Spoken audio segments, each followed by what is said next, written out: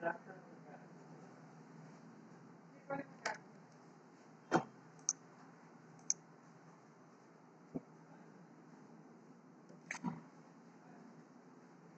चला, कालच्या तासाला आपण जिओलॉजिकल टाइम स्केल बद्दल पाहिलं. जिओलॉजिकल टाइम स्केल म्हणजे अर्थचं जे लाईफ हिस्ट्री आहे त्याला आपण जिओलॉजिकल टाइम स्केल म्हणतो. म्हणजे थोडक्यामध्ये time period from origin of earth up till now it is called as geological time scale. आणि हे जे जिओलॉजिकल टाइम स्केल आहे, आपण काय करतो, मेजर 6 एरामध्ये त्याला डिवाइड करतो. एराला पिरियड मध्ये डिवाइड करतो आणि पिरियडला शेवटी इपोक मध्ये डिवाइड करतो. आणि मग कुठल्या एरामध्ये, कुठल्या पिरियडमध्ये, कुठल्या इपोकमध्ये कुठले प्लांट अस्तित्वात आले, कुठले दुर्मिळ झाले, याची आपण काय करतो, डिटेल स्टडी करतो. काय करतो, डिटेल स्टडी करतो. ते आपण जिओलॉजिकल टाइम स्केल मध्ये पाहिलं. आता शेवटचा पॉइंट या टॉपिक मधून आपल्याला पाहायचं आहे की ह्युमन इव्होल्युशन म्हणजे नेमकी आपली उत्पत्ती कशी झाली, आपल्या उत्पत्तीमधले नेमके टप्पे कुठले आहेत आणि आपली उत्पत्ती कुणापासून झाली. तर याच्यामध्ये से first point, it has been traced that human evolution appear to have evolved from tree dwelling shrew like animals. मी कालही तुम्हाला सांगितलं होतं मागच्या तासाला की सरसकट एक गैरसमज असा आहे आपल्याकडे की आपली जी उत्पत्ती आहे ती माकडापासून झाली. आपण पाहिलं का नाही, माकडं म्हणजे त्यांना आपण मंकीज म्हणतो, म्हणजे सेफ्टी असणारी. बिना सेफ्टीची आहे ती एप्स आणि ह्युमन बीइंग, हे तिन्हीला आपण प्रायमेट्स म्हणतो, वानर वर्गीय म्हणतो. तर आपली उत्पत्ती माकडापासून झाली हा समज चुकीचा आहे. आपली उत्पत्ती म्हणजे मंकीज असतील, एप्स असतील आणि ह्युमन बीइंग्स असतील, या तिघांची उत्पत्ती कुणापासून झाली, tree dwelling shrew like animal. Tree dwelling म्हणजे झाडावरती राहणारा एक खारोताई सारखा प्राणी आहे. या खारोताई सारख्या प्राण्यापासून या तिघांची उत्पत्ती झाली. आला लक्षामध्ये, म्हणजे आपला कॉमन अँसेस्टर जो आहे तो श्रीव, खारोताई सारखा प्राणी आहे. आला लक्षामध्ये, म्हणजे याचा अर्थ माकडापासून आपली उत्पत्ती झाली का, बिलकुल नाही. दिस प्रोसेस म्हणजे खारोताई सारख्या प्राण्यापासून माणसाची उत्पत्ती होण्याची जी प्रोसेस आहे, इट बिगॅन इन पॅलिओसिन इपोक. आता कालच्या तासाला आपण पॅलिओसिन इपोक पाहिला.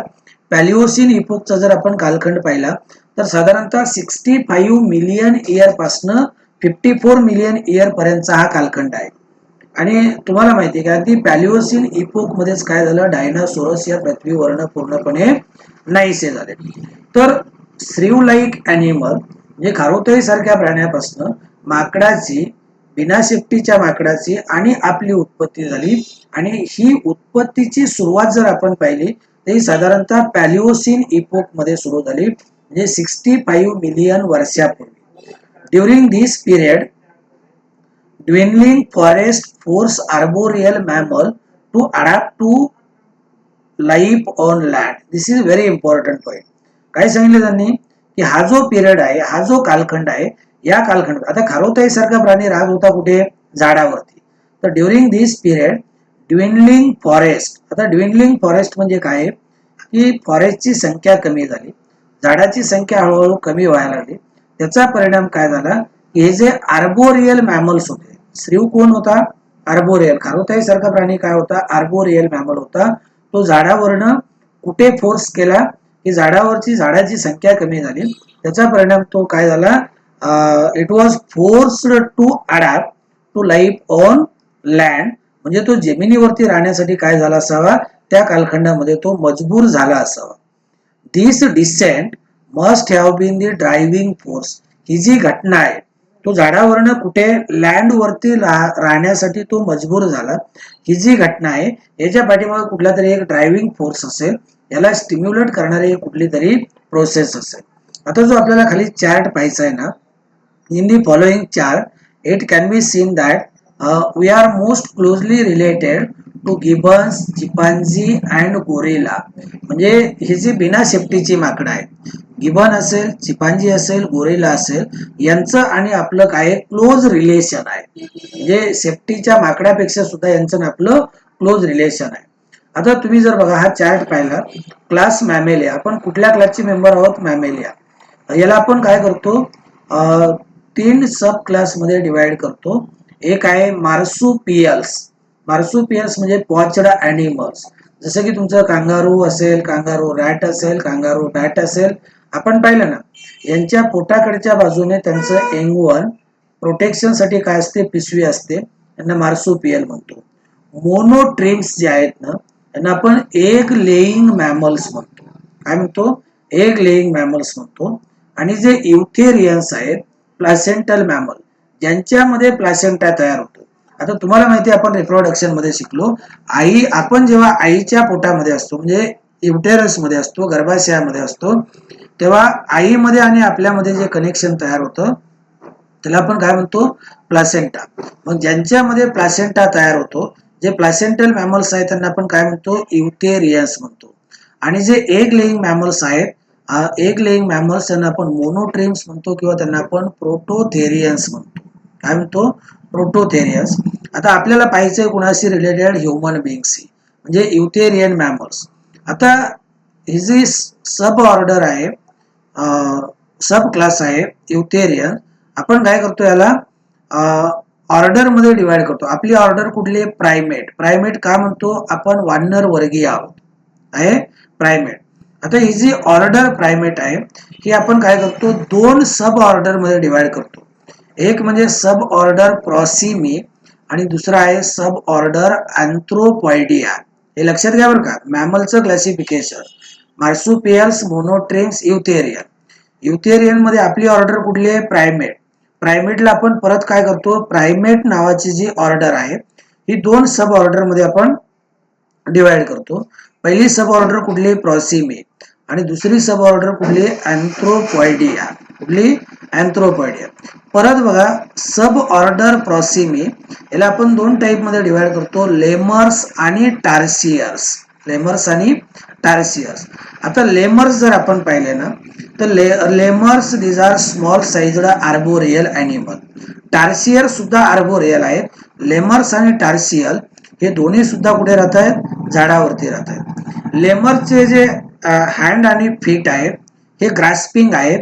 हे फांदी वगैरे कॅप्चर करण्यासाठी काय केले जातात? त्याचा वापर केला जातो. आणि टार्सियर जे आहेत ना, टार्सियर्स हे नॉक्टर्नल आहेत. टार्सियर्स हे काय आहेत? नॉक्टर्नल आहेत. आणि एक लक्षात घ्या, टार्सियर्स हे रात्रीच्याला फिरायला निघतात. काय होतात? रात्रीच्याला फिरायला निघतात. यांचे डोळे थोडे असे बाहेर आलेले असतात. डोळ्यांचा यांच्या बटबटीतपणा असतो. आणि यांच्याकडे पाहिल्यानंतर आपल्याला काय होतंय? असं म्हणजे भूतासारखे दिसतात. एक तर रात्रीच्याला निघतायत भूतासारखे, म्हणून यांना आपण फॉरेस्ट घोस्ट म्हणतो. कुणाला? टार्सियरला. लेमर्स जे आहेत हे जनरली मादागास्कर बेटावरती सापडतात. आणि टार्सियर जे आहेत ना, हे ईस्ट इंडिज मध्ये सापडतात. कुठे? ईस्ट इंडिज मध्ये. तर लेमर्स आणि टार्सियर कुठल्या सब ऑर्डर मध्ये आहेत? प्रॉसिमी मध्ये. आता आपल्याला पाहिजे सब ऑर्डर अँथ्रोपॉइडिया. अँथ्रोपॉइडिया सब ऑर्डर आपण काय करतो? तीन टाइप मध्ये डिवाइड करतो. हे तीन टाइप म्हणजे इकडे बघा, पहिला आहे न्यू ओल्ड मंकीज, दुसरा आहे ओल्ड वर्ल्ड मंकीज, आणि तिसरा आहे होमिनॉइडिया. आता मी काय सांगतो लक्ष द्या व्यवस्थित. न्यू ओल्ड मंकी जे आहेत ना, याचं दुसरं नाव आहे सिबॉयडिया. काय नाव आहे? सिबॉयडिया. ओल्ड वर्ल्ड मंकी जे आहेत ना, यांना आपण म्हणतो सर्कोपिथेकॉइडिया. आणि तिसरा टाइप जो आहे तो होमिनॉइडिया. म्हणजे सिबॉयडिया, सर्कोपिथेकॉइडिया आणि होमिनॉइडिया हे तिन्ही ग्रुप कुठे येत आहेत? सब ऑर्डर अँथ्रोपॉइडिया मध्ये. कुठे? सब ऑर्डर अँथ्रोपॉइडिया मध्ये. आता बघा, न्यू ओल्ड मंकी म्हणलं ना, तुम्ही सरळ सरळ लक्षात ठेवा, अमेरिकेमध्ये सापडणारे मंकीज. कुठे सापडणारे? अमेरिकेमध्ये. अमेरिकेमध्ये सापडणारे जे मंकीज आहेत त्यांना म्हणायचं न्यू ओल्ड मंकी. लक्षात आलं ना? जे अमेरिकेमध्ये सापडतात ते न्यू ओल्ड मंकीज. यांच्यामध्ये लॉंग नॉन प्रिहेन्साइल टेल असते. म्हणजे यांची सेफ्टी लांबी जास्त असते आणि या सेफ्टीची हालचाल होत नाही. म्हणजे नॉन प्रिहेन्साइल. माकडाची सेफ्टी जर आपण पाहिले ना, ते प्रिहेन्साइल असते. पण जे अमेरिकेमध्ये सापडत आहेत यांची सेफ्टी कशी आहे? नॉन प्रिहेन्साइल आहे, लांब आहे. एक्झाम्पल लक्षात ठेवा, स्क्विरल मंकी आणि स्पायडर मंकी. दुसरं ओल्ड वर्ल्ड मंकीज, यांची टेल याची लेंथ कमी असते, ही टेल सुद्धा नॉन प्रेहेन्साईल असते, म्हणजे मुक्तपणे याची हालचाल होत नाही. आता जसं न्यू वर्ल्ड मंकी म्हणलं की आपण कुठले म्हणतो, अमेरिकेमधले. ओल्ड वर्ल्ड मंकीज म्हणलं तर कुठले म्हणायचे यांना, आफ्रिकेमधले. कुठले? आफ्रिकेमधले. बबून्स, आता याचे एक्झाम्पल बघा. पहिले एक्झाम्पल कुठले? बबून्स. बबून्स नावाचं जर मंकी आपण पहिला आफ्रिका खंडामध्ये सापडणार तर याचं तोंड जनरली कुत्र्यासारखं असतं. कोणासारखं? कुत्र्यासारखं. मी त्याला बबून्स म्हणतो. मकाका, रेसस मकाका नावाचं माकड आहे. लंगूर आहे. हे काय आहेत? ओल्ड वर्ल्ड मंकीज आहे. काय? Old world monkey. आणि होमिनॉइडिया म्हणलं तर याच्यामध्ये tailless great apes, tailless actually यांच्यामध्ये काय नाही, सेफ्टी नाही. आता परत होमिनॉइडियाला आपण 3 फॅमिलीमध्ये डिवाइड करतो. एक पहिली फॅमिली आहे हॅलोबॅटिडी, दुसरी पॉन्जिडी. आता हॅलोबॅटिडी जे आहेत ना, हे आर्बोरियल एप्स आहेत आणि they are small in size. हॅलोबॅटिडी मधले जे एप्स आहेत, एप्स म्हणलं का कुठले आले? बिना सेफ्टीचे, पण हे कसे आहेत? आर्बोरियल आहेत, झाडावरती राहत आहेत. गिबन, पॉन्जिडी या फॅमिली मधले जे एप आहे ते सेमी आर्बोरियल आहेत. सेमी आर्बोरियल म्हणजे कधी कधी ते झाडावरती राहत आहेत आणि कधी कधी ते जमिनीवरती राहत आहेत, दोन्हीकडे राहत आहेत, म्हणजे सेमी आर्बोरियल आहे. आता हे मात्र आकाराने लहान मोठ्या साईजचे असतात. हॅलोबॅटिडी मधले जे एप्स आहेत, बिना सेफ्टीची माकडं, हे आकाराने लहान आहेत. पॉन्जिडी मधली जी आहेत ही आकाराने मोठी आहेत, सेमी आर्बोरियल आहेत. एक्झाम्पल कुठले बघा? Gorilla, chimpanzee, orangutan. आणि होमिनाइडी म्हणलं याच्यामध्ये सगळे ह्युमन बिईंग, आणि ह्युमन बिईंगचे पोस्चर कसं आहे? इरेक्ट पोस्चर आहे. आलं क्लासिफिकेशन लक्षात? तर युथेरियन्स मध्ये ऑर्डर कुठली आपली? प्रायमेट. प्रायमेट ऑर्डर मध्ये सब ऑर्डर किती आहेत? 2, प्रोसिमी आणि अँथ्रोपॉइडिया. प्रोसिमी मध्ये 2 पाहिले, लेमर्स आणि टार्सियर. आणि अँथ्रोपॉइडिया मध्ये कोण कोण पाहिले? अँथ्रोपॉइडिया मध्ये new world monkey, old world monkey आणि होमिनॉइडिया. होमिनॉइडिया मध्ये 3 फॅमिली पाहिल्या, हॅलोबॅटिडी, पॉन्जिडी आणि होमिनॉइडी. आता बघा, the major evolutionary trends in transition from ape to man are considered further. म्हणजे आपले क्लोजेस्ट रिलेटिव्ह कोण आहेत? एप, बिना सेफ्टीची माकडं. आता रूपांतर कसं झालं बघा. Special characteristic have been acquired by man in course of evolution. म्हणजे एप पेक्षा म्हणजे त्यांच्यामध्ये आणि आपल्यामध्ये क्लोज सिमिलॅरिटी आहे, पण त्याच्यापेक्षा बेटर कॅरेक्टर आपण काय केले? इव्होल्युशन मध्ये अक्वायर केले. आता नेमके बेटर कॅरेक्टर कुठले हे आपण बघूयात. The major changes that took place in evolution of man. आपली जी उत्क्रांती झाली याच्यामध्ये नेमके काय बदल झाले बघा. Include increase in size and complexity of brain. सगळ्यामध्ये जर कुणाच्या ब्रेनची साईज वाढली असेल तर आपल्या ब्रेनची साईज वाढली, त्याची कॉम्प्लेक्सिटी वाढली. इनहॅन्स्ड इंटेलिजन्स, म्हणजे आपला IQ सुद्धा काय झाला? वाढला. Increase in cranial capacity, cranial capacity सुद्धा काय झाली? वाढली, म्हणजे आपल्या मेंदूची क्षमता वाढली. एपचं जे लोकोमोशन आहे ते क्वाड्रिपेडल आहे. आपलं जे लोकोमोशन आहे ना, हे आपलं लोकोमोशन कसं आहे? बायपेडल लोकोमोशन आहे. कसं? बायपेडल लोकोमोशन, 2 पायावरती. नंतर अपोजेबल थंब, आपला जो अंगठा आहे का नाही, हा प्रत्येक बोटाकडे आपल्याला काय करता येतो? वळवता येतो.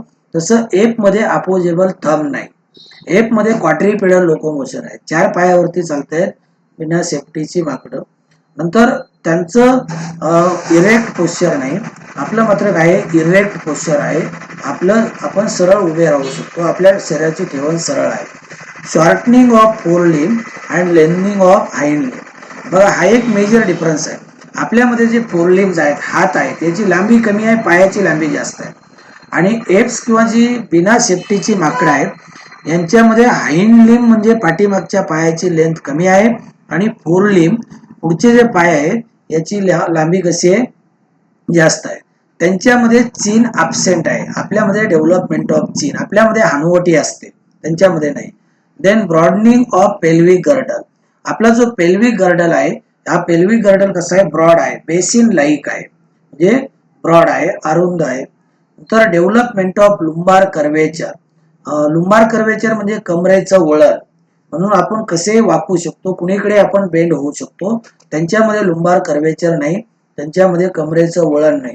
आपण पुढे वाकू शकतो, एका साईडला आपण वाकू शकतो, बरोबर आहे नाही, पाठीमागे वाकू शकतो का, तर आपल्याला कमरेचं वळण आहे. नंतर social and cultural development. Social cultural development आपल्यामध्ये एप मध्ये नाही. आलं लक्षामध्ये, आपण सण समारंभ उत्सव वगैरे साजरे करतो. नंतर आपल्यामध्ये आर्टिक्युलेटेड स्पीच आहे. आर्टिक्युलेटेड स्पीच म्हणजे आपण स्पष्ट बोलतो, स्पष्ट उच्चार आहे आपल्याकडे, आर्टिक्युलेटेड स्पीच. देन आर्ट, आपल्याकडे वेगवेगळ्या कला आहेत, डेव्हलपमेंट ऑफ टूल्स, वेगवेगळे हत्यार वगैरे आपण काय करतो, तयार करतो. आलं लक्षामध्ये. तर हे झालं क्लास मॅमेलिया बद्दल. आणि एप मध्ये आणि आपल्यामध्ये मेजर डिफरन्स म्हणजे उत्क्रांतीच्या टप्प्यामध्ये काय झालं की नेमकं कुठला बदल आपल्यामध्ये घडून आला हे आपण याच्यामध्ये पाहिलं. आता इथे जर आपण पाहिलं तर आपली जी क्रॅनियल कॅपॅसिटी आहे, क्रॅनियल कॅपॅसिटी आपली सगळ्यामध्ये सगळ्यापेक्षा जास्त आहे. Cranial capacity of human being increased over period of time and large size of frontal lobe. इथला जो फ्रंटल लोब आहे याच्यामुळे काय झालं, आपलं कपाळाची व्यवस्थित ठेवण आहे. आता लक्षामध्ये क्रॅनियल कॅपॅसिटी वाढली, फ्रंटल लोब मोठा आहे, त्याच्यामुळं फोरहेड म्हणजे कपाळ त्याची ठेवण व्यवस्थित आहे. नंतर increase in intelligence necessitated physical development so that body and brain could be used effectively and productively. म्हणजे इंटेलिजन्स वाढला, सगळ्यामध्ये मेंदूची साईज आपल्या वाढली, मेंदूची कॅपॅसिटी वाढली, त्याच्यामुळं काय झालं की आपण त्याचा वापर व्यवस्थितरित्या करून घेतो. फ्रीडम ऑफ फोर लिम्ब, हे फोर लिम्ब आपले पूर्णपणे काय झाले, मोकळे झाले. म्हणजे तुम्ही बघा, पूर्वी आपलं लोकोमोशन क्वाड्रिपेडल होतं, आपण पूर्वी 4 पायावरती चालत होतो, पण आता काय झाले, आपले हात मोकळे झाले. म्हणजे आपल्या पाठीमागे कुत्रे जर लागले तर आपण किमान दगड तरी घेऊन त्याला मारू शकतो का नाही, बरोबर आहे का नाही. तसं कुत्रं जर समजा गायीच्या पाठीमागे लागलं, गाय दगड घेईल का, बैल दगड घेईल का, नाही. म्हणजे आपले जे हात आहेत हे काय झाले, मोकळे झाले. पहिले आपण लोकोमोशन साठी वापरायचो, आता आपण वेगवेगळ्या कामासाठी वापरतो. Then opposable thumb led to better utilization of hand for holding object effectively. म्हणजे अपोजेबल थंब असल्यामुळं आपण कुठलीही एखादी वस्तू काय करतो, हातामध्ये घट्ट पकडू शकतो. And development of motor skill, म्हणजे वेगवेगळे स्किल आपल्यामध्ये डेव्हलप झाले. आपलं लोकोमोशन कसं आहे, बायपेडल लोकोमोशन आहे. कसं, बायपेडल लोकोमोशन. इथं बघा तुम्ही मॉडर्न मॅन बघताय का नाही, हा मॉडर्न मॅन आहे. लोकोमोशन कसं आहे, बायपेडल आहे. हात मोकळे आहेत का नाही, हात मोकळे आहेत. आपल्या मागे कुत्रा लागलं किंवा एखादा समजा वाघ सिंह जरी लागला तरी आपण काय करू शकतो, त्याचा वापर करू शकतो. तर बायपेडल लोकोमोशन आहे. Upright posture coupled with stereoscopic vision, म्हणजे बायनोक्युलर विजन आपल्यामध्ये आहे, दोन्ही डोळ्याने आपण पाहतोय. To move around safely on land. Evolutionary history of man was traced with the help of fossil remains found over a period of time. आता तुम्ही म्हणाल की हे जे आपले पूर्वज आहेत, आपण सगळे आपले इव्होल्युशनरी हिस्ट्री ट्रेस करतोय, हे कशावरनं करतोय की आपले जे पूर्वज आहेत वेगवेगळ्या कालखंडामध्ये वेगवेगळ्या खंडामध्ये राहत होते. आफ्रिकेमध्ये असतील, ऑस्ट्रेलियामध्ये असतील, अमेरिकेमध्ये असतील, तर जिथे कुठे याचे फॉसिल सापडले, मग ते फॉसिल फ्रान्समध्ये सापडलं असेल, आपल्याकडे सापडलं असेल, जर्मनीमध्ये सापडलं असेल, इंडोनेशियामध्ये सापडलं असेल किंवा आफ्रिकेमध्ये सापडलं असेल, तर ते फॉसिल स्टडी करून आपण त्याची काय करतो, डिटेल स्टडी करतो. काय करतो, डिटेल स्टडी करतो. So some of our ancestor and their evolutionary history is shown in table. आता आपल्याला पाठीमागच्या पेज वरती जो टेबल दिलाय, या टेबल वरती आपले सगळे जे अँसेस्टर आहेत त्या अँसेस्टर बद्दल आपल्याला डिटेल पाहिजे. तर बघा, आता हे ह्युमन इव्होल्युशन, इथं हा टेबल दाखवलाय. काय टेबल दाखवलाय, याच्यामध्ये बघा पहिला आपला अँसेस्टर जो आहे, आता हे हेड्स दिले का नाही, याच्यामध्ये ड्रायोपिथेकस, रॅम्यापिथेकस हे सगळे एका बाजूला अँसेस्टर दिले, आणि नंतर त्याच्याबद्दलची माहिती म्हणजे त्याचा अपीअरन्स कसा आहे, त्याचं फॉसिल कुठे सापडलं, कुठल्या कालखंडामध्ये सापडलं, त्याचे स्केलेटन वगैरे कसे होते, ब्रेनची कॅपॅसिटी काय होती, हे आपल्याला पाहिजे. आता पहिला आपण पाहूयात ड्रायोपिथेकस. आणि एक लक्षात घ्या, प्रत्येकाची माहिती पाहताना आपल्याला काय करायचंय, वरून असं खाली यायचंय. इकडे बघा, ड्रायोपिथेकसची माहिती पाहताना त्याची सगळी माहिती आपल्याला कुठे दिली, या कॉलम मध्ये दिली. आलं लक्षामध्ये, म्हणजे आपण वरून खाली येणार आहोत. तर बघा, ड्रायोपिथेकस याचं जे पहिला अँसेस्टर आहे आपला, आलं लक्षामध्ये, ड्रायोपिथेकस, रामापिथेकस, ऑस्ट्रॅलोपिथेकस हे नंतरचे आहेत. पण पहिला अँसेस्टर आपला पहिला पूर्वज ड्रायोपिथेकस. याचा अपिअरन्स दिसायला कसा होतो? तो एप लाईक. एप लाईक म्हणजे माकडासारखा. कुठल्या? बिना सेफ्टीच्या एप लाईक अपिअरन्स आहे. याचं फॉसिल कुठे सापडलं बघा. याचं फॉसिल सापडलं लेक व्हिक्टोरिया ऑफ आफ्रिका. आफ्रिकेमध्ये लेक व्हिक्टोरिया. आपण लेक व्हिक्टोरिया बद्दल मागच्या दशक पाहिलं होतं. कुठलं पाहिलं होतं? सिलोकॅन्थ फिश, ज्याला की आपण लिव्हिंग फॉसिल म्हणतो, तो लेक व्हिक्टोरियामध्ये सापडला होता. तर लेक व्हिक्टोरिया आफ्रिकेमध्ये याचं पहिलं फॉसिल सापडलं लिकेला. कुणाला? जॉर्ज लिके नावाचा सायंटिस्ट आहे, त्याला सापडलं होतं. नंतर हरित लायन, हिमाचल प्रदेश. आपल्याकडे हिमाचल प्रदेशमध्ये सुद्धा याचं फॉसिल सापडलं होतं. हरित लायन नावाचे जे पर्वत शिखर आहेत तिथं. हरित लायन मला वाटतं हिमाचल प्रदेशमध्ये बिलासपूर डिस्ट्रिक्ट मध्ये आहे. कुठे? बिलासपूर. म्हणजे ड्रायोपिथेकस हा जो आपला अँसेस्टर आहे याचं फॉसिल कुठे सापडलं? आफ्रिकेमध्ये सापडलं. आणि इंडियामध्ये हिमाचल प्रदेशमध्ये हरित लायन या पर्वतराजीमध्ये बिलासपूर डिस्ट्रिक्ट मध्ये सापडलं, हिमाचल प्रदेशमध्ये. कुठल्या कालखंडामध्ये राहत होता हा आपला अँसेस्टर? तो मायोसिन इपोक. म्हणजे साधारणतः 25 मिलियन वर्षापासून 20 मिलियन वर्षापर्यंत तो राहत होता मायोसिन इपोक मध्ये. आता याचे स्केलेटल फीचर काही दिले नाहीत. आलं लक्षामध्ये? सरळ आपण खाली जाऊया. स्केलेटल फीचर दिले नाहीत. याचं जे पोस्चर आहे हे पोस्चर कसं आहे? Semi erect. सेमी इरेक्ट म्हणजे तो 4 पायावरती पूर्णपणे उभा राहू शकत नव्हता. Semi erect posture. Cranial capacity दिली नाही. स्पेशल फीचर काय आहेत? Close similarity to chimpanzee. म्हणजे जवळपास चिपांजी मध्ये याच्यामध्ये काय होती? क्लोज सिमिलॅरिटी होती. काय होती? चिपांजी मध्ये आणि याच्यामध्ये क्लोज सिमिलॅरिटी. तर हे झालं ड्रायोपिथेकस बद्दल. आता दुसरा पॉइंट आपल्याला पाहायचा आहे तो म्हणजे ऑस्ट्रॅलोपिथेकस. कुठे? ऑस्ट्रॅलोपिथेकस. आता बघा हा सेकंड सॉरी रामापिथेकस. रामापिथेकस याचा जर अपिअरन्स आपण पाहिले ना तर ते man like.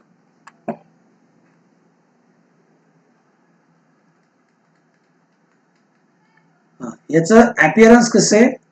Man like Ramapithecus. Site of fossil record Shivalik hills in India. भारतामध्ये जे शिवालिक टेकड्या आहेत या शिवालिक टेकड्यामध्ये याचं फॉसिल सापडलं होतं. आणि केनियामध्ये सुद्धा याचं फॉसिल सापडलं होतं. कुणाचं? या रामापिथेकसचं फॉसिल शिवालिक पर्वतराजीमध्ये किंवा शिवालिक टेकड्यामध्ये आणि केनियामध्ये सापडलं होतं. लेविज.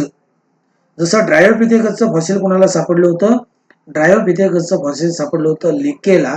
तसं याचं फॉसिल सापडलं होतं लेविजला. कुठल्या कालखंडामध्ये राहत होता? पिरियड बघा. Miocene and early Pliocene. म्हणजे लेट मायोसिन आणि अर्ली प्लिओसिन. तर कधी? साधारणतः 14 मिलियन वर्षापासून 12 मिलियन वर्षापर्यंत. 14 million to 12 million years ago. आता याचे स्केलेटल फीचर काही दिले नाहीत. नंतर पुढे याचं पोस्चर बघा. हा इरेक्ट पोस्चर आहे. कसं आहे? Erect posture. क्रॅनियल कॅपॅसिटी दिली नाही. मेंदूची क्षमता. स्पेशल फीचर्स काही दिले नाहीत. तर हे झालं रामापिथेकस बद्दल. आता तिसरा पाहायचा आहे आपल्याला. तिसरा कुठला आहे? ऑस्ट्रॅलोपिथेकस. आता हा आपला अँसेस्टर. ऑस्ट्रॅलोपिथेकस जो आहे तो एप आणि मॅन मधली कनेक्टिंग लिंक कन्सिडर केला जातो. म्हणजे माकडामधली बिना सेफ्टीची माकडं आणि आपल्यामधली कनेक्टिंग लिंक म्हणून तो कन्सिडर केला जातो. तर Australopithecus it is considered as a connecting link between ape and man. आता याचं फॉसिल कुठे सापडलं बघा. Taung in South Africa. आफ्रिकेमध्ये जी खान आहे तवांग क्वारी म्हणतो आपण त्याला, चुनखडीची वगैरे खान आहे, तिथे सापडलं. नंतर आफ्रिका खंडामध्ये दुसरे कंट्री आहे इथिओपिया, टांझानिया, इथे याचे फॉसिल सापडले. कुठल्या कालखंडामध्ये राहत होता? लेट प्लिओसिन और early Pleistocene epoch about 4 to 1.8 million years ago. म्हणजे साधारणतः लेट प्लिओसिन इपोक पासून अर्ली प्लेस्टोसिन इपोक पर्यंत म्हणजे 4 मिलियन वर्षापासून 1.8 मिलियन वर्षापर्यंत तो राहत होता. याचे स्केलेटल फीचर दिलेत बघा. नॉट टॉलर दॅन 4 फीट, साधारणतः हाईट किती होती 4 फूट. जॉर्ज लार्जर, जबडा जो आहे ना हा जबडा कसा होता मोठा होता. देन प्रोग्नॅथस फेस, प्रोग्नॅथस फेस म्हणजे अशी चेहऱ्याची ठेवण याच्या सरळ नव्हती. आपला जसा प्रोग्नॅथस आहे का आपला ऑर्थोग्नॅथस आहे. माकडाच्या चेहऱ्याची ठेवण सरळ नसते, त्याला प्रोग्नॅथस फेस म्हणतो. यांच्यामध्ये चीन अब्सेंट आहे, हनुवटी नाही. लुंबार कर्वेचर मात्र जसा आपल्यामध्ये आहे तसा तो यांच्यामध्ये होता. पोस्चर कसं आहे अपराईट म्हणजे आपल्यासारखं. क्रॅनियल कॅपॅसिटी मात्र कमी होती. 450 ते 600 क्रॅनियल कॅपॅसिटी होती. 450 टू 600 सीसी एवढ्या कॅपॅसिटीचं इंजिन. आणि यांचे जर स्पेशल फीचर आपण पाहिले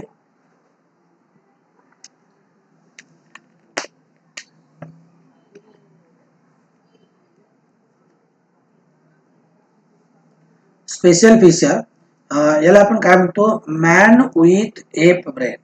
म्हणजे बऱ्यापैकी कॅरेक्टर याचे ह्युमन बिईंग सारखे, पण मेंदूची साईज जर आपण पाहिली किंवा क्रॅनियल कॅपॅसिटी ही कमी असल्यामुळं काय म्हणतो त्याला आपण मॅन विथ एप ब्रेन. तर हा झाला ऑस्ट्रॅलोपिथेकस. नंतर होमो हॅबिलिस, तर याचा अपिअरन्स हँडीमॅन लाईक. याला आपण हँडीमॅन सुद्धा म्हणतो, कारण दगडापासनं गारगुटीपासनं वेगवेगळ्या प्रकारचे स्टोन इम्प्लिमेंट्स जे हत्यार म्हणतो आपण भाला वगैरे, ते तयार करण्याचं कौशल्य त्याच्यामध्ये होतं. त्याला आपण हँडीमॅन असं सुद्धा म्हणतो. याचं फॉसिल लिकेला सापडलं, आलं लक्षामध्ये. आणि ऑस्ट्रॅलोपिथेकस बघा, ड्रायोपिथेकसचं फॉसिल कुणाला सापडलं होतं लिकेला. रामापिथेकसचं फॉसिल सापडलं लेविसला. ऑस्ट्रॅलोपिथेकसचं फॉसिल सापडलं कुणाला सापडलं ऑस्ट्रॅलोपिथेकसचं फॉसिल सापडलं होतं रेमंड डार्टला. कुणाला रेमंड डार्ट. आणि होमो हॅबिलिसचं फॉसिल परत लिकेला सापडलं कुठे ओल्डवी जॉर्ज टांझानिया, म्हणजे टांझानियामध्ये म्हणजे आफ्रिका खंडामध्ये सापडलं. कुठल्या कालखंडामध्ये राहत होता लेट प्लेस्टोसिन और अर्ली प्लेस्टोसिन, म्हणजे 2.5 टू 1.4 मिलियन इयर्स अगो. म्हणजे साधारणतः 2.5 ते 1.4 मिलियन वर्षापूर्वी तो राहत होता. याचे स्केलेटल फीचर बघा. लोअर जॉ लाईटली बिल्ड स्ट्रॉंग, डेंटिशन मोर लाईक मॉडर्न मॅन, याचं डेंटिशन आपल्यासारखं होतं. स्मॉलर मोलार्स, याच्या दाढा ज्या होत्या ना या आकाराने लहान होत्या. पोस्चर कसं याचं इरेक्ट पोस्चर आहे. इथे बघा क्रॅनियल कॅपॅसिटी थोडी वाढली, 650 ते 800 सीसी एवढी याची क्रॅनियल कॅपॅसिटी आहे. आणि स्पेशल फीचर काय probably did not eat meat, हा मांसाहारी नव्हता, आलं लक्षामध्ये. तो जंगली प्राण्याची शिकार वगैरे करत असायचा, पण पूर्णपणे शाकाहारी होता. फळं वगैरे खाऊन तो उपजीविका करत होता, कंदमुळं फळं, तो मांसाहारी नव्हता. मेड टूल्स फ्रॉम स्टोन्स, दगडापासून वेगवेगळ्या प्रकारची हत्यारं बनवण्याचं कौशल्य त्याला होतं. आणि म्हणून त्याला एक निक नेम दिलं होतं हँडीमॅन. काय हँडीमॅन. तर हा झाला होमो हॅबिलिस किंवा हँडीमॅन. त्याच्यानंतरचा जो आहे ना तो homo erectus. Homo erectus app man, म्हणजे अपिअरन्स कसं आहे माणसासारखं आहे, एप सारखं आहे. साईट ऑफ फॉसिल रेकॉर्ड, आता याच्यामध्ये दोन आहे, त्याच्या दोन ठिकाणी याचं फॉसिल सापडलं, जावा आणि पेके, आपल्या लक्षामध्ये. या ठिकाणी चायनामध्ये फॉसिल सापडलं. कुठल्या कालखंडामध्ये राहत होता middle of Pleistocene Ipoh, from 1.5 million years ago, साधारणतः 1.5 मिलियन वर्षापर्यंत हा याचा कालखंड आहे. स्केलेटल फीचर जर आपण पाहिलं तर हाईट किती होती 5 foot, 5 feet in height. Prognathous face ape सारखा. मॅसिव्ह जॉ, भारदस्त जबडा. ह्यूज टेथ, दाताची साईज मोठी होती. चीन ॲब्सेंट, याला कुठल्याही प्रकारची हनुवटी नाही. Bony eyebrow ridges present, bony eyebrow ridges होते कुणामध्ये याच्यामध्ये या जावा एप मॅन मध्ये. पोस्चर कसं आहे इरेक्ट. क्रॅनियल कॅपॅसिटी 900 सीसी, 900च्या आसपास याची क्रॅनियल कॅपॅसिटी. हा मात्र मोठं म्हणजे ज्याला आपण मांसाहारी होता म्हणतो, प्रोबेबली एट मीट, मांसाहारी होता किंवा मांस खात होता. तसं तो शाकाहारी होता. ऑमनिओरस माइट हॅव युज्ड फायर. आणि तो हार्बिओरसही होता म्हणजे आणि कार्निओरसही होता. शाकाहारी होता, मांसाहारी होता. आणि पहिल्यांदा जर आग्नीचा शोध कुणी लावला असेल, जी दगडाची हत्यारं वगैरे तयार करतो, गारगोटी वगैरे एकमेकाला घासून घासून आग लावण्याचं काम, म्हणजे आपण जसं गमतीनं म्हणतो का नाही, पूर्वीचे माणसं दगड एकमेकाला घासून आग लावायची. आज आपण तोंडाने आग लावतो, तो भाग वेगळा. आलं लक्षामध्ये? आपण आज तोंडाने आग लावतो म्हणजे आपण किती पुढे आहोत बघा. आपले पूर्वज दगडाने आग लावायचे. तर आग लावण्याचं म्हणजे आग्नी पहिल्यांदा यांनी काय केली, तयार केली. आणि नंतर मग ते मांस वगैरे जंगलामधले प्राणी भाजून वगैरे खायला सुरुवात केली त्यांनी. नंतर पुढचा आहे निअँडरथल मॅन. आता हा झाला होमो इरेक्टस. निअँडरथल मॅनचं जे फॉसिल आहे ना, हे जर्मनीमध्ये निअँडरथल व्हॅलीमध्ये फुलरोट नावाचा एक सायंटिस्ट आहे, त्याला सापडलं होतं. सगळ्यात ऍडव्हान्स्ड प्री हिस्टॉरिक मॅन आहे. आधी मानव म्हणतो याला आपण. काय म्हणतो? आधी मानव, प्री हिस्टॉरिक मॅन. आणि हा जो प्री हिस्टॉरिक मॅन आहे याचं फॉसिल कुठे सापडलं? Neanderthal valley in Germany. जर्मनीमध्ये निअँडरथल व्हॅलीमध्ये सापडलं. कुठल्या कालखंडामध्ये राहत होता? साधारणतः मागच्या 1,00,000 वर्षापासून 40,000 वर्षापर्यंत याचा कालखंड आहे. म्हणजे लेट प्लेस्टोसिन इपोक मध्ये 1,00,000 वर्षापासून 40,000 म्हणजे जवळपास 60,000 वर्ष तो काय झाला या पृथ्वीवरती राहिलाय. Skeletal feature heavy built short prominent brow ridges, म्हणजे हेवी बिल्ट म्हणजे दष्टपुष्ट होते, प्रॉमिनंट ब्रो रिजेस होते, पापण्या वगैरे, forehead low forehead, deep jaws, then chin absent, जबडा जरासा बसल्यासारखा होता, आउटवर्डली कर थाय बोन्स, जे मांडीची जी हाडं आहेत ना थोडी अशी बाहेर आल्यासारखी. आजही आपण बघतो ना, काही लोक चालताना दोन्ही पाय असे बाहेर काढल्यासारखे चालतात. तर तसे पाय कुणामध्ये होते? निअँडरथल मॅन मध्ये होते. याचं पोश्चर कसं आहे? इरेक्ट पोश्चर आहे. क्रॅनियल कॅपॅसिटी आपल्या एवढी आहे. 1400 सीसीचं इंजिन आहे याच्याकडे. Used hide, buried their dead, constructed fine tools, हे सगळ्यात हुशार आहेत. सगळ्यात हुशार आहेत. आता बघा, युज्ड हाईड म्हणजे पहिल्यांदा जर शरीर झाकण्यासाठी प्राण्याच्या कातडीचा वगैरे किंवा झाडाच्या सालीचा वापर जर कुणी केला असेल तर तो निअँडरथल मॅनने केला. पहिल्यांदा जर डेड झालेल्या व्यक्ती पुरण्याची प्रथा जर सुरू केली असेल तर ती निअँडरथल मॅनने. फ्लिंट टूल्स म्हणजे गारगोटीपासून वेगवेगळी हत्यारं तयार करण्याचं, भाला वगैरे असेल तर काम कुणी केलं असेल? तर या निअँडरथल मॅननं.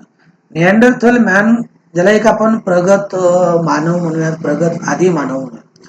आज जी गावं बसवण्याचं काम केलं जर कुणी असेल, आज जी आपण बघतो का नाही, प्रत्येक जिल्ह्यामध्ये तालुक्यामध्ये वेगवेगळी गावं आहेत, ही गावं वसवण्याचं काम जर कुणी केलं असेल तर ते निअँडरथल मॅननं केलं असेल. जमिनी वाटून घेण्या, जमिनीचे तुकडे पाडण्याचं काम जर कुणी केलं असेल तर ते निअँडरथल मॅनचं काम आहे. जमिनीला बांधबंदिस्ती कुणी केली असेल तर ती निअँडरथल मॅनचं काम आहे. गावामध्ये आज आपण जसं पाहतो की समजा तंटा मुक्तीचा अध्यक्ष वगैरे असतो, सरपंच असतो, सरपंच गावगाड्याचं काम करतो. तर सरपंचाची निवड म्हणजे गावातल्या एका व्यक्तीला सरपंच म्हणून निवडण्याचं काम जर कुणाचं असेल तर ते निअँडरथल मॅनचं आहे. आलं लक्षामध्ये? आणि गावामध्ये कुठलाही झगडा वगैरे होऊ नये म्हणून एका व्यक्तीची नेमणूक करण्याचं काम निअँडरथल मॅननं केलंय. म्हणजे ज्याला आपण आज तंटामुक्तीचा अध्यक्ष म्हणतो का नाही, प्रत्येक गावामध्ये मला वाटतं आपले जे कैलासवासी आर आर आबा, त्यांनी प्रत्येक गावामध्ये तंटामुक्ती अध्यक्ष नेमलाय. तंटामुक्ती अध्यक्ष म्हणजे तंटे करू नका असं नाही, तंटे करा पण तुम्ही पोलीस स्टेशनकडे येऊ नका, गावातली गावात मिटवा. काय करा? गावातली गावात मिटवा. आणि कधी कधी तर ग्रामीण भागामध्ये अशी परिस्थिती होते का भांडण केल्याशिवाय तंटामुक्तीमध्ये मेंबर म्हणून सुद्धा घेत नाही. तो अशी मजाकचा भाग वेगळा सोडून द्या. तर ते तंटामुक्तीचा अध्यक्ष वगैरे नेमण्याचं काम यांनी गावामध्ये केलं. खेडी यांनी बसवली, सरपंचाची निवडणूक यांनी केली. आलं लक्षामध्ये? वेगवेगळे सण समारंभ उत्सव साजरे करण्याचं, आज जे आपण पेंटिंग म्हणतो, पेंटिंग ही देण, वेगवेगळे कलर ब्रश त्याचा शोध लावण्याचं काम कुणी केलंय? या निअँडरथल मॅननं केलंय. आलं लक्षामध्ये? हा सगळ्यात हुशार होता. काय होता? सगळ्यात हुशार होता. आता निअँडरथल मॅन नंतर ऍक्च्युअली दुसरा एक आला होता, तो म्हणजे क्रो मॅग्नन मॅन. आणि क्रो मॅग्नन मॅन नंतर आपण. आलं लक्षामध्ये. निअँडरथल मॅनला जर कुणी या अर्थ सरफेसवरनं आकलून लावलं असेल तर ते आपणच लावले. आलं लक्षामध्ये. कारण निअँडरथल मॅन काय होत होते, गुहेमध्ये वगैरे राहत होते. गुहा कळते का नाही, गुहेमध्ये राहत होते. आणि मग आपण काय केलं, आपल्या अगोदरचे जे पूर्वज होते ना, क्रो मॅग्नन मॅन, त्याच्यानंतर आपण आलो म्हणजे होमोसेपियन्स आलो. कोण आलो? होमोसेपियन्स. तर आपल्या पूर्वजांनी काय केलं, म्हणजे थोडक्यात आपण काय केलं की हे जे निअँडरथल मॅन होते ना, आता शेवटी त्यांच्यामध्ये आणि आपल्यामध्ये भांडणं होत होती. आलं लक्षामध्ये. कारण ते प्री हिस्टॉरिक आदी मानव होते, आपण मॉडर्न मॅन होतो. मग आपल्या पूर्वजांनी काय केलं की हे गुहेमध्ये राहत असतील तर यांचं पॉप्युलेशन कमी करण्याचं काम केलं. म्हणजे जसे की गुहेमध्ये राहत असतील तर रात्रीच्याला अचानक जाणे, त्या गुहेच्या तोंडाशी लाकडं वगैरे टाकणे, गवत टाकणे आणि ती गुहा पेटवून देणे, याच्यामुळे काय झालं, यांचं पॉप्युलेशन खूप झपाट्यानं कमी झालं आणि ते पृथ्वीवरनं नाहीसे झाले. आणि नंतर मग आलो ते आपण होमोसेपियन्स, मॉडर्न मॅन. आपलं origin site of fossil record Africa. म्हणजे मानवाची उत्पत्ती जर कुठे झाली असेल तर ती आफ्रिका खंडामध्ये झाली. कुठे? आफ्रिका खंडामध्ये झाली. आणि आफ्रिका खंडामधनं काय झाली, मग हा मानव वेगवेगळ्या दिशेने गेला. तो साऊथला गेला, तो ईस्टला आला, तो वेस्टला गेला, फक्त नॉर्थला गेला नाही. नॉर्थला का गेला नाही? कारण नॉर्थला पूर्णपणे बर्फाच्छादित प्रदेश आहे, म्हणून तिकडे तो गेला नाही. आल्या लक्षामध्ये.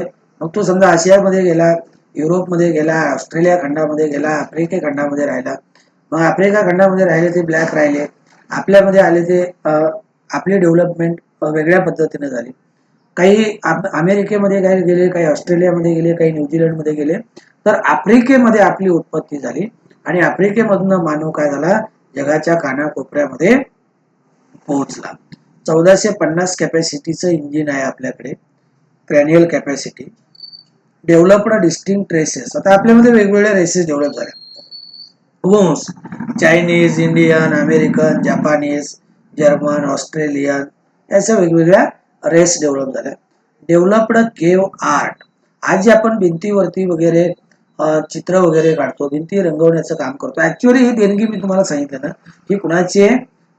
निअँडरथल मॅनची आहे. आलं लक्षामध्ये. तर साधारणतः 18,000 वर्षापासून आपण काय करतो, हे केव्ह आर्ट वेगवेगळ्या घरामध्ये आपण चित्र वगैरे भिंती रंगवण्याचं काम करतो. तर हे झालं मॉडर्न मॅन. हा चार्ट एकदा व्यवस्थित पाहून घ्या, कारण तुम्हाला right a short note on असा प्रश्न येतो. आलं लक्षामध्ये. मग ते सगळं या चार्ट मध्ये काय केलंय, तुम्हाला डिटेल मध्ये दिलंय. या पद्धतीने आपला हा टॉपिक इथे संपला.